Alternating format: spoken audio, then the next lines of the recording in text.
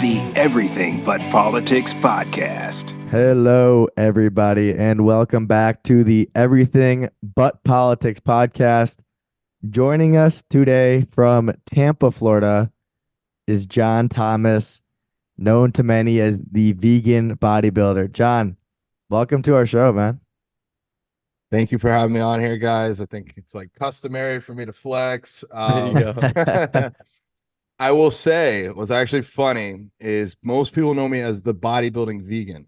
Ooh, But you said the vegan bodybuilder. But what's actually, I think, for me, really funny, I have a friend and she's an artist and she made me like a little plaque, or not a plaque, a little painting. And on that, she put the vegan bodybuilder. And I was like, dude, that's kind of crazy. You did that. She's like, oh no, I got it backwards. I was like, no, you got it right. That, I believe that handle was taken like 13 years ago or whenever I created my Instagram. And really, I am more of a vegan than I am a bodybuilder. That's why I have vegan tattooed on the side of my head. Yeah. I know I'll be that until I die. I don't know if I'll lift weights and be a bodybuilder until I die. It's been over half my life, but I was vegan first. So just wanted to say, like, you got it backwards, but you got it right at the same time. that's funny. Did that tattoo there on the side of your head, was that painful? I say it like this. It doesn't hurt, to my knowledge, as bad as getting shot in the face. It was extremely painful, almost to the point where at about an hour in, I almost asked for a break. And then the owner of Live Freely Sanctuary came on. Like I was live streaming this, and she was explaining how it's traumatic for some of the animal rescuers, because in the case that the charity that I was raising money for with this head tattoo, we did get to the pig in time.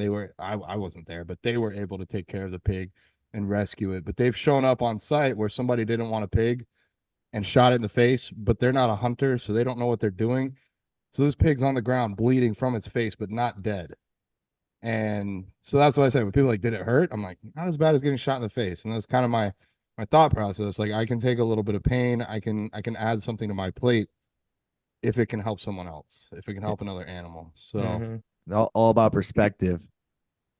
very much so. Yes. Did you take that? Did she take that break when you asked for it, or she just kept going? Oh, no. I was thinking about asking for the break, and then I heard the story about her seeing other animals that had been shot in the face, and I figured, you know what? I can suck it up until it's done. And so I did. Nice. When did you become vegan? How long has it been? I've been vegan for, I think, 18 years now. I don't remember the exact day. I know I was 13 years old. I was in middle school, and I had been vegetarian for about 3 years before that. So really the majority of my life I've been vegan. And for me, it's almost like as much as like I'm eccentric and I got the literally vegan head to toe on me almost all the time, but like in my head, this is just normal. It's what I've done for Yeah. so long. Yeah. Well, and you kind of mentioned something I was going to ask you. Can you kind of explain to our listeners the difference between vegan and vegetarian? Yeah. So, by like the technical terms, the definitions, vegetarians will still eat eggs. They'll still consume dairy, other products from animals, as long as it doesn't directly cause the animal to die. Vegans, however, they will not take anything from an animal. So no meat, no dairy, no eggs, no fish, nothing that poops, nothing from anything that poops. That's one way to think about it. A vegan won't eat honey, and vegan is also more of an ethical perspective than a diet. So a vegan wouldn't wear leather. They wouldn't go hunting. You could be plant-based and just only eat plants, but then still go be a hunter, a fisherman, do some dog fighting on the weekend. Like you could do all that and be plant-based. So there's different terms, there's different reasons behind it.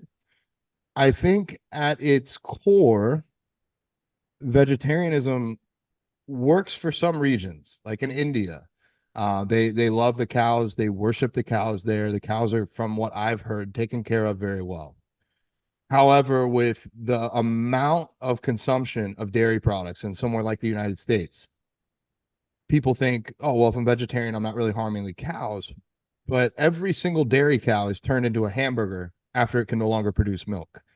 Every single chicken or hen that lays eggs is turned into a chicken breast after it can no longer lay eggs. And often these animals are crammed in very small cages. They're not taken care of. From a health perspective, they're injected with all sorts of hormones, chemicals, salt to fill up to make the actual like meat swell and retain more water so that they can sell it for more, because you buy meat by the pound.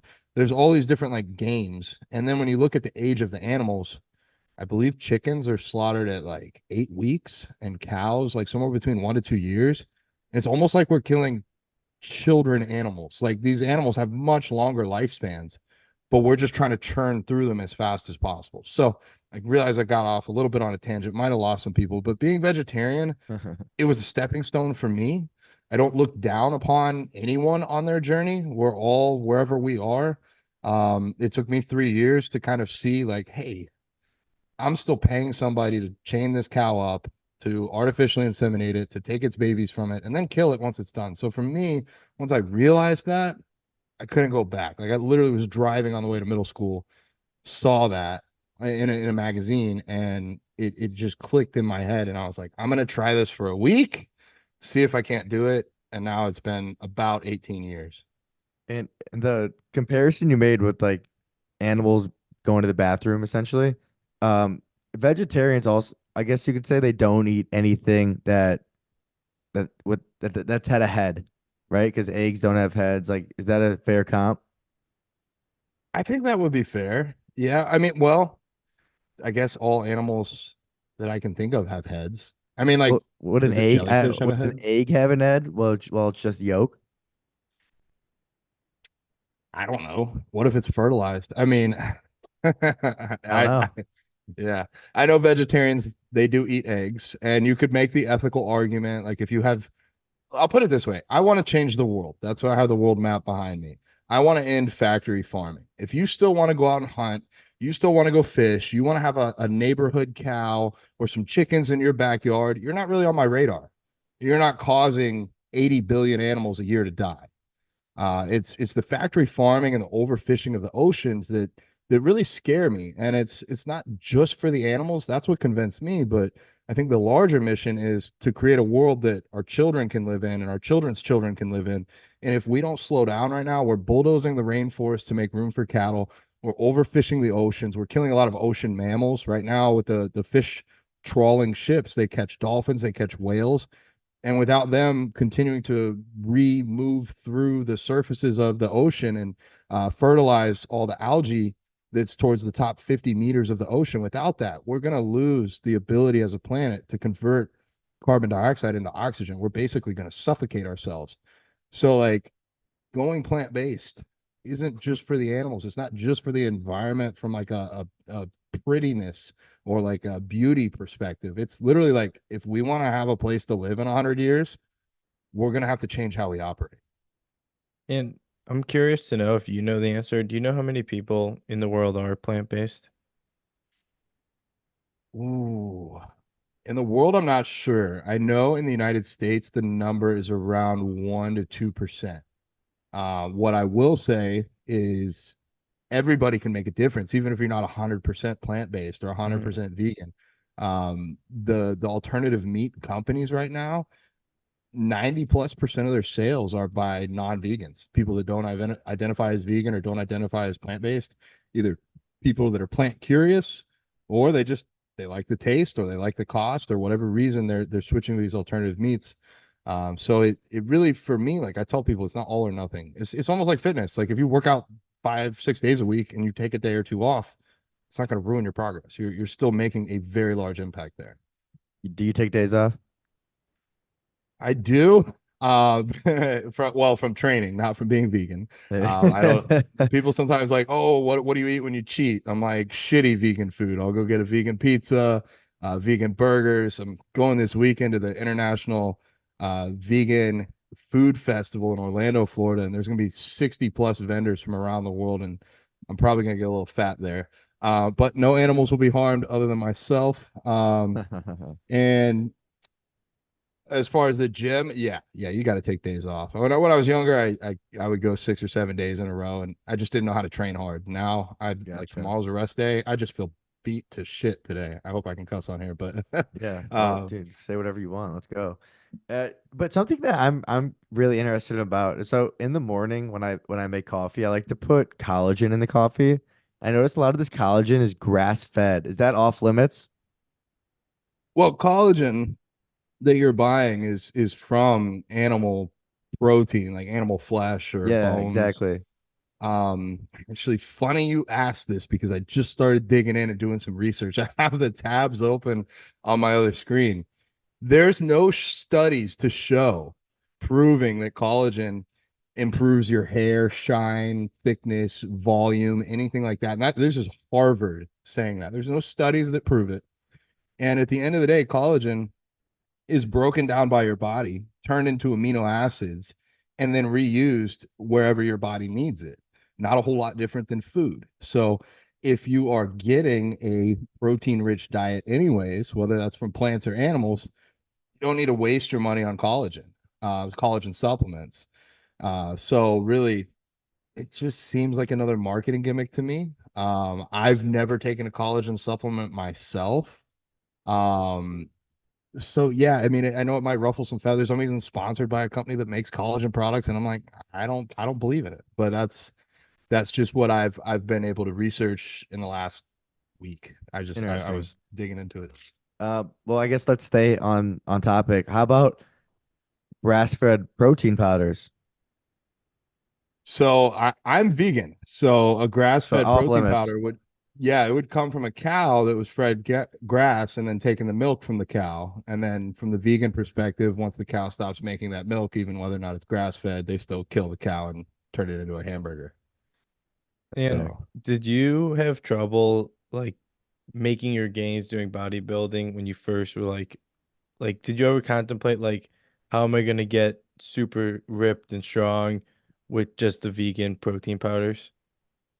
yeah, I did. So I went vegan at 13, had no Yeah. clue that bodybuilding was on my radar. Like I knew who Arnold Schwarzenegger was, but that was about it.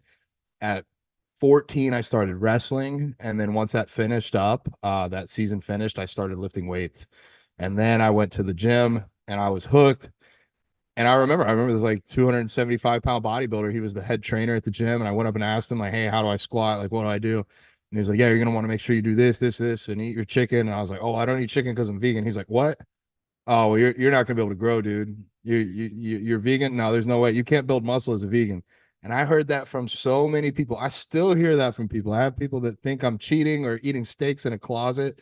And I just was like, well, I want to lift weights. It's fun. I want to see what I can do. Maybe I won't be as big as everybody else.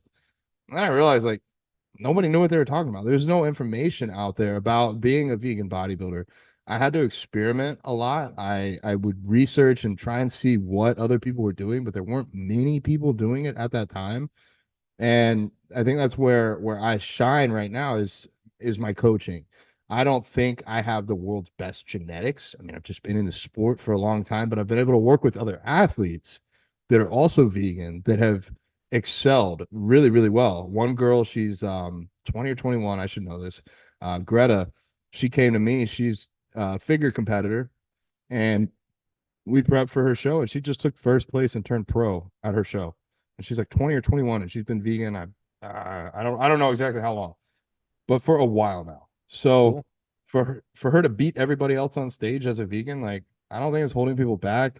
I'll be honest, on the enhanced side of bodybuilding, so anybody that's using performance enhancing drugs, that's honestly it's horrible for your blood work.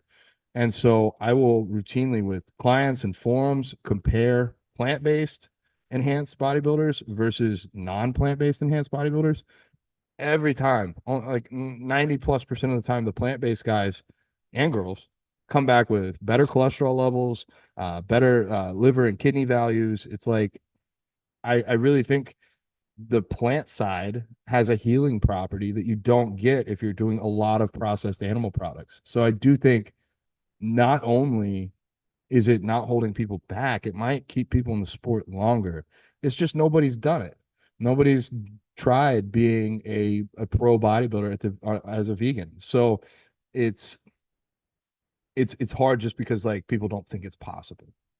But So for your clients and when they are tracking their macros and extremely conscious about what they're consuming, what do you tell them? Like, what are other good protein sources aside from just protein powder if you're not eating meat? yeah, so the main ones that I'll have people use, especially like in a contest prep situation, tofu or tempeh. Those are both from a soybean. They're going to be relatively low in carbs, but they do come with some fats. So it kind of depends upon where we're at in prep. Those are options. TVP or like soy protein concentrate, like the soy curls, those are other options that are a little bit leaner. Seitan is made from wheat protein. That's an option. Um, and then I usually do for myself and for my clients a couple meals a day with like a protein powder that's mixed with a carb source, whether it's cream of rice or oats or something like that. So there are quite a few options, and that those are like the really dense protein options. You could also do stuff like lentil pasta, nutritional yeast has some protein in it. So again, it depends on where you're at. If you're bulking, doing like 5,000 to 6,000 calories a day, you don't have to worry too much about the protein. It's when you're really near, like for me during my last prep on my low days, I was sub 2,000 calories. On those days, I was eating a lot of protein powder, a lot of TVP, and like pea protein crumbles. Like it wasn't. I mean, my calories are just so low that I was basically eating that and vegetables. So it depends on where you're at, but there's a ton of options out there.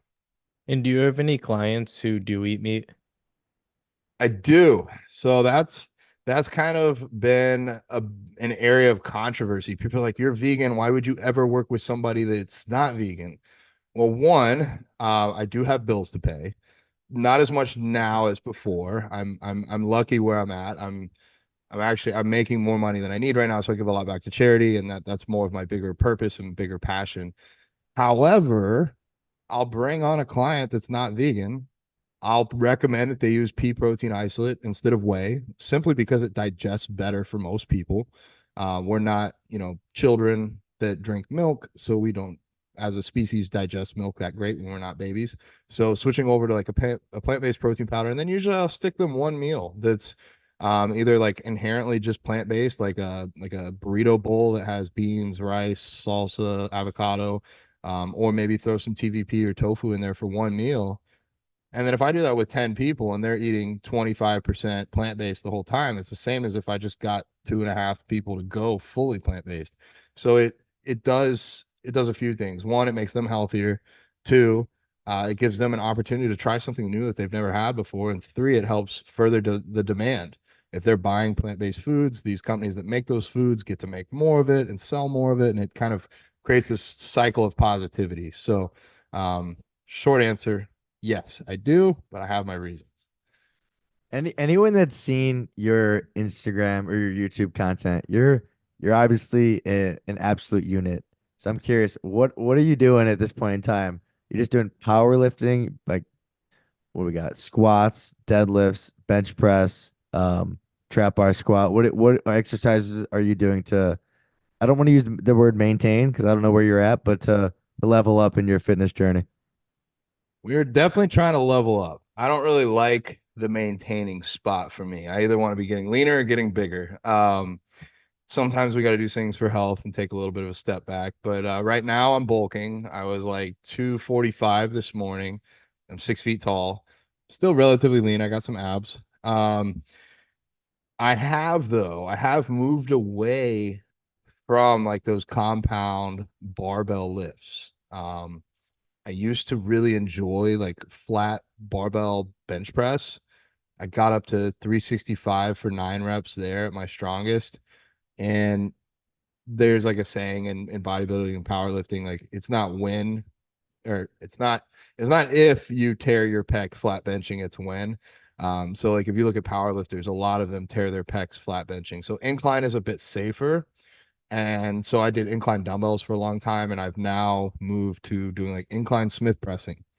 My thought process there, everybody's like, oh, you can't use machines, you're not going to grow as big. But with machines, you can lock in, push really, really hard, and in a safe plane of motion to where you're not having to worry about balancing it. And if something slips or something breaks, it's coming right back down in that line. Whereas like with a dumbbell, if your arm goes behind your shoulder, You could tear your rotator cuff.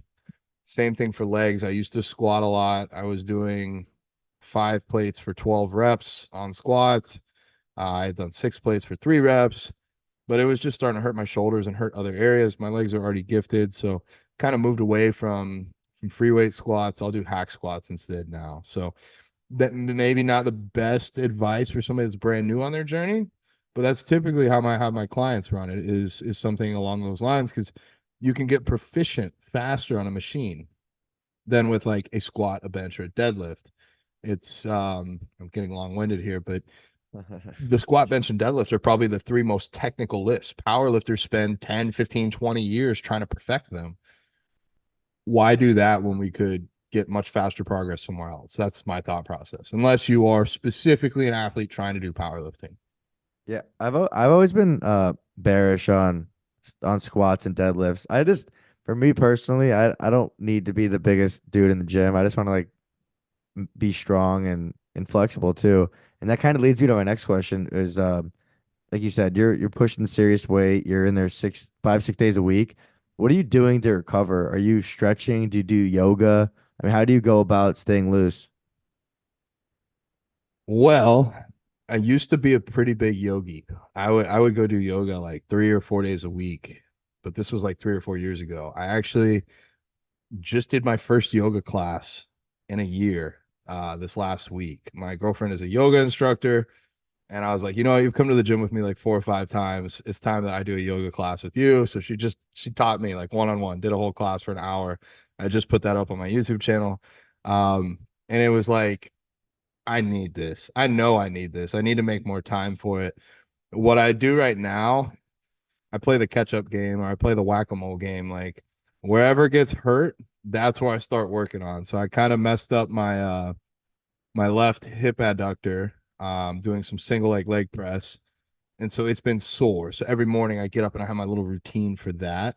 Um, which isn't the right way to do things. You should prehab things, you should stretch, you should do all the right things, but I'm working on my time management. I'm trying to work a little bit less so that I can make time for those things, because right now I'm just playing catch up. I'm fixing things that are messed up instead of preventing things from getting messed up in the first place. Yeah, and what caused you to stop doing yoga 4 years ago? And did you see like big improvements when you were doing yoga compared to when you stopped? Well, I think what caused me to stop is just I made excuses. Got busy with work. I mean, I'm a full-time coach now, but prior I worked full-time and then coached like in all my free time. So it was getting harder and harder to fit it in. And lately I've just been working like 10 to 12-hour days, 7 days a week. I just haven't made time for it. And so that's all on me. But as far as did I notice benefits? Yes, in a lot of different ways. I think I can say I'm relatively muscular, which makes me, if I don't stretch, more inflexible. Also, like if you go do a heavy leg day and your legs are sore, the last thing you feel like doing is like popping down into a squat or doing some lunges on the floor. Like you're like, oh, I'm sore. I'm just going to sit on the couch. And then you stay sore. So I think it really does help with blood flow, with mobility, and preventing injuries, because you get to take that time to stretch. And ultimately, I will say this too, the gym is phenomenal. It's given me a ton of confidence, but you normally go in the gym to beat yourself up. Whereas with yoga, it's more of building yourself up. It's more of like thanking yourself for taking the time out of your day to come to the class, loving yourself where you're at on your journey, taking some time for reflection at the end. Like it's all positivity. And that's something I'm really stepped into now. And I was like kind of opening my eyes to 3 or 4 years ago, but now I really love it. Like it's for me, it's like half mindset and half body. Yeah, absolutely. Right. And what about things like sauna, hot tub, and cold plunge? Cold plunge and sauna. I don't know. What's the most accessible option that you have available to you? Um, Sauna is probably the most accessible option. I can give my little short spiel on the sauna. They've done research, especially like in European countries. People that use saunas have an all-cause mortality rate that's lower than people that don't. Now, correlation doesn't prove causation. It might just be that the people that can afford to go to the gyms that have saunas make more money and can afford better medication, afford better food. or the people that use saunas are also the people that go to gyms, so they're healthier. However, even if there is no causation, I don't believe there's anything wrong with going to a sauna. It will raise your heart rate, but it also dilates your blood vessels, so you don't really actually like burn any more calories while you're in there. But that extra heat and that blood flow that can help with soreness. And honestly, again, it's like a time for me to be mindful. I'll just go in and close my eyes for a bit, kind of meditate. So saunas are great. I love them. Like a hot tub, I don't have like, I think that's the other one you said. I don't have those. I don't know where to find one. I wish I had one. And cold plunges, I hate cold plunges for me personally. They suck. I had to do them in prep. My coach was doing that as a way to kind of like pull off some water as we got deeper into prep, like because your body will start to hold water and retain water. And that was a way of kind of us giving us a little insight of where we're actually at, not like super waterlogged. However, cold plunges, they reduce inflammation. And if you're a bodybuilder, you're trying to build muscle, your body responds to that inflammation by building muscle. So if you take a ton of ibuprofen or if you hop in a cold plunge right after training, it's almost as if that workout didn't happen. You'll recover a lot faster because there will be no inflammation. So if you're a football player and you got 3 games, Monday, Tuesday, Wednesday, back to back, definitely cold plunge. You need to perform. But if you're a bodybuilder or if you just want to build some muscle, cold plunging the day after or immediately after training, it's going to set you back on your progress. How about What if you? before What a if you? workout? Yeah, I was gonna ask the same thing. I'm not sure. I Okay. would if you were like gonna, hey, I either gotta train in the morning and cold plunge in the evening or vice versa. I would do the cold plunge in the morning. Well, you Okay. know what I Interesting. appreciate, John? I appreciate you saying you don't know, opposed to making up some bullshit answer. Because I think we've had people on the show that definitely might have done that in the past. But I'm curious about obviously vegan. It's a full-time job. It's a full-time lifestyle. Is your girlfriend vegan? So great question. She was not when I met her.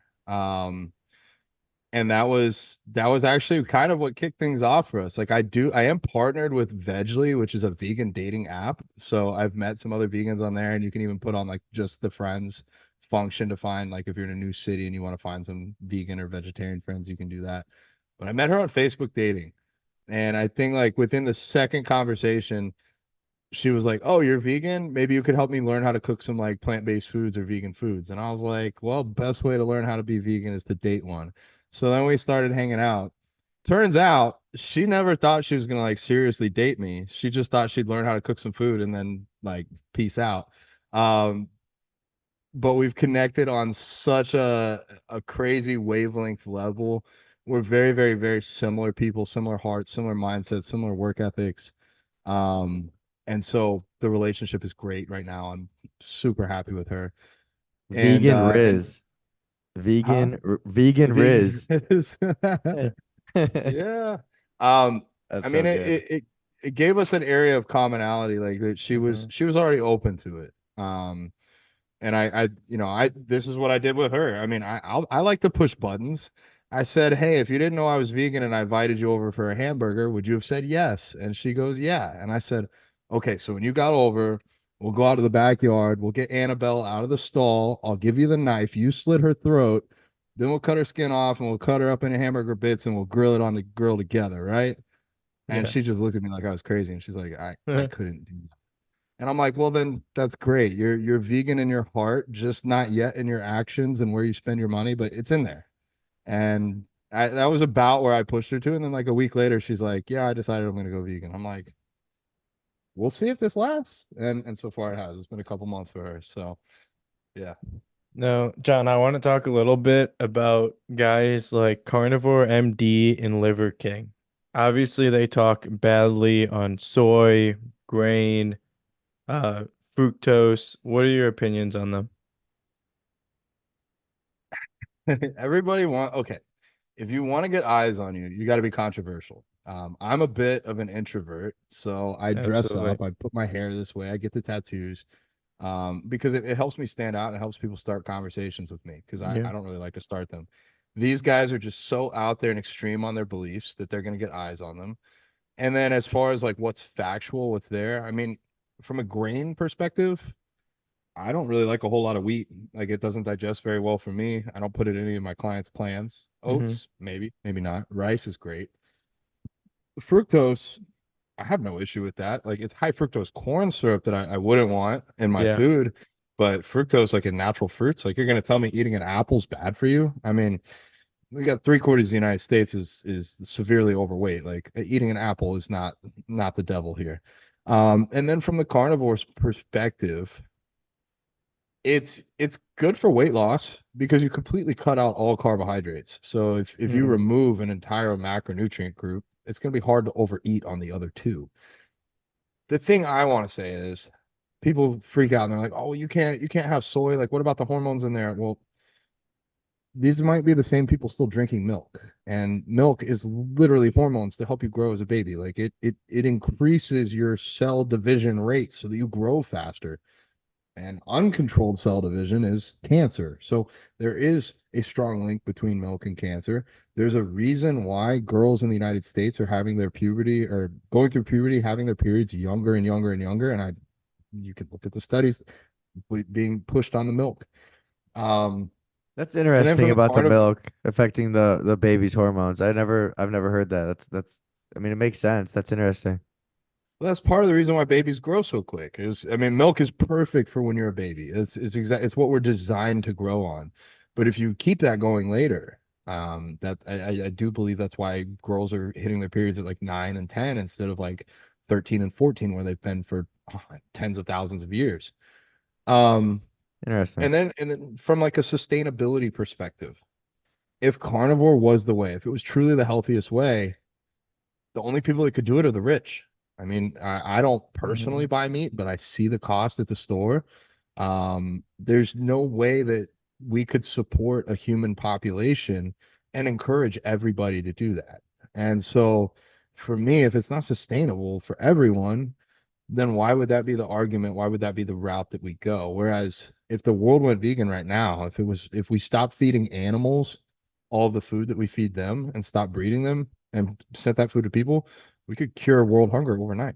But Like, John, let me counter you with this. Why is it that in a lot of these, say, tribes in Africa and you know historical times, how come the main thing they sought after was meat and bison and cattle and deer, opposed to like shrubbery or even fruits or vegetables? so those I want to challenge you here. I think they sought out meat because when you hit meat, it was like the jackpot. Like if you catch a big animal, that could feed you for a few days. So they would seek out meat, but their success rate, like their kill rate, is very low. So the men would go out and hunt, often come back empty-handed. They might be fasting for 3, 4, 5 days before they finally catch something. The women would then go, get berries, get other foods, and then especially like in South America, Middle Central America, they would start to cultivate the land. Like Native Americans, they would grow their own corn and other foods like that. So if you look at it historically, we did eat meat out of necessity, but it still was nowhere near what people are consuming now. And the meat that they were eating was all, grass fed, wherever it was naturally from. And it wasn't pumped with antibiotics, and it wasn't living in the same area that 500 other animals had lived before it that had pooped there and like started to destroy the soil. So there is that argument. Yes, we kind of came from that. Um, but we still didn't eat meat breakfast, lunch, and dinner back then. There was just no way. There weren't enough animals for us to go after and get like that. We just weren't that good at hunting. Yeah, and aside from the animal cruelty and eating meat, when you are talking to other bodybuilders that do eat meat, do they find um chicken or steak to be healthier for them? So yeah, that's another good concept or area to dig into is like what is healthy, especially for a bodybuilder that is eating meat. In that case, I tell people like if you can stay away from chicken because chicken has, I mean, it's a great source of protein. Not a whole lot different than like protein powder, but there's no real vitamins or minerals or nutrition in chicken other than that protein. So if you do eat beef or you do eat fish, then you have options to have some additional nutrition there. the problem then becomes like, well, if you're eating beef and it's cheap, you're going to have all sorts of hormones and antibiotics and salt and other things added to it. And then with the fish, we're starting to run into problems with microplastics. So all these little teeny tiny fish eat the plastic that's in the ocean, and the bigger fish eat them, and the bigger fish eat them, and then we eat that fish.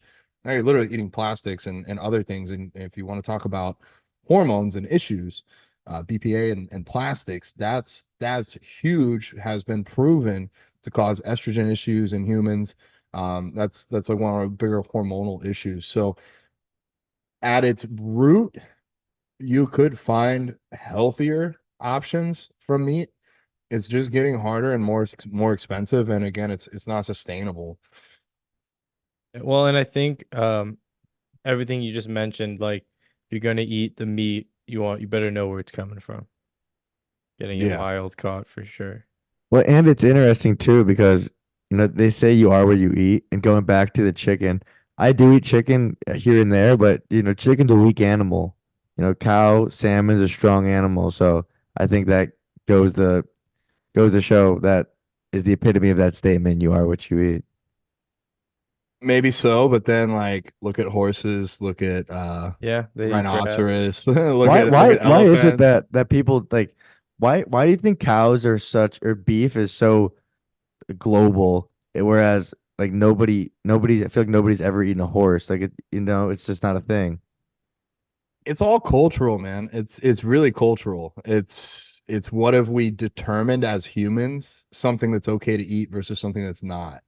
Like why don't we drink milk from dogs? Dogs lactate. Why don't we even drink Yeah. milk from humans? Humans make milk. Why don't we drink milk from humans? There's no real good argument against it other than just we don't. So yeah, I think cows were probably, I mean, some of it probably has to do with how easily they are to be domesticated and farmed. I mean, I'm not a farmer, so I don't know for sure. Um, but yeah, I think horses also had other utility. You could ride horses. I think horses are smarter than cows. But I mean, like, it's all arbitrary. Like we eat pigs, but I got to go meet one of the pigs that was rescued at this farm, and this thing wagged its tail like a dog. It would sit when you told it to sit. If it wanted an apple, like it would just know to sit. And it made me think like I'm not a big animal lover, believe it or not. Like I'm not like the type of guy to go play with a dog or have a cat or anything like that. I just don't think that we should kill them if there's other options. And I got to see this pig and be like, wow, it really does remind me of a dog. There's not a whole lot of difference other than we're just saying it's okay to eat the pig and it's not okay to eat the dog. And there's other countries that do eat dogs and that Yeah. upsets people. And I say, well, if you have the capacity to love a dog, you have the capacity to love all animals. We don't have to pick and choose. And there are other alternatives. It's so much different now than 18 years ago.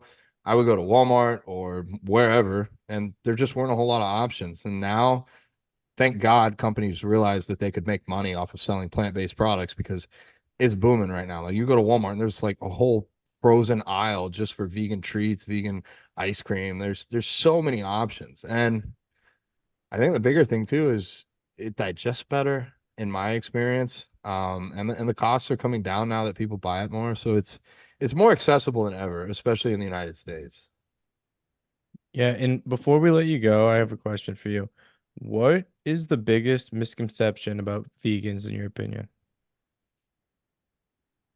I think the biggest one is still the one that I try to prove wrong is that you can't be big or you can't build muscle as a vegan or that it slows you down or that it makes you worse or that it's unhealthy. Like I think that's the biggest misconception that I've seen. Outside of maybe the food doesn't taste good, but Mhm. there's so many good food options now that I feel like that one's getting beaten. It's easier to find good vegan food than it is to find a good vegan bodybuilder. I'll put it that way. Yeah. Um, Well, and go ahead. I was gonna say, I think also that before looking into your stuff, that I always thought like, where do they get all their protein from? So that was a misconception I kind of thought too, is you don't get enough protein. Yeah, yeah. A lot of people actually, when I was dating one girl, she's like, "Oh, I see you're vegan." I was like, "Yeah." She's like, "It must be really hard to get your protein," and I'm like, does it look like it's hard? Like, am I still that small? Like in my head, I still think I'm this 16-year-old kid that used to get bullied and was like tiny. So I don't realize how big I am. But I get 370 grams of protein a day right now. It's not that hard. No. It's definitely doable.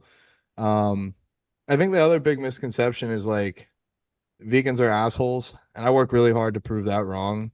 I try not to ever judge people. I don't ever put people down for where they're at. I just speak my own truths, the journey that I've been on, and I try to be kind everywhere I go. I mean, I literally have this on my head now, so like if somebody cuts me off or gets in front of me in line or whatever, and I'm like, "Oh, you're a jerk," then they're just gonna be like, "Well, there's another vegan asshole." And there they are. So like it is a full-time job. I can't walk out of the house without a smile on my face because I don't want somebody to think badly about veganism, the thing that means the most to me. So, um, yeah, there's a few right there. Yeah, no, I mean, I like that a lot, and like you said, being kind. You've been incredibly kind and gracious with your time here. And before we really let you go now, I want to wrap this up with some rapid fire questions. Yeah, go for it. All right, what's your favorite cheat meal? Ooh, it's either pizza or pancakes. Okay, bulking or cutting? Bulking every day, dude. I love food. Morning or evening workouts? Evening. I definitely like to have some food in me first. Okay. Fair. Fruits or vegetables? Fruits all day.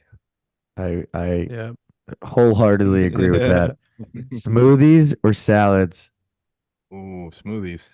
Yep. Last one. One word to describe vegans.